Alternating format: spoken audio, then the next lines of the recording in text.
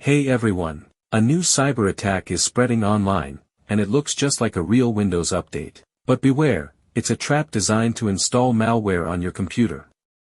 Cybercriminals are using a social engineering technique called ClickFix. Here's how it works: you open a website and see a full-screen fake update or a "Verify you are human" page. It tricks you into copying a command to your clipboard.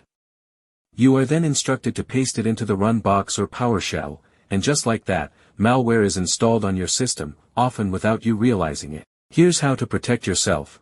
Never run Windows updates inside your browser. Never paste commands into the run box or PowerShell unless you are 100% sure what they do.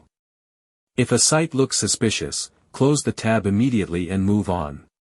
Staying alert is your best defense against ClickFix attacks. If you found this video helpful, hit that like button and subscribe for more cyber safety tips. Stay safe online, and remember, hackers are always trying to trick your brain before your computer.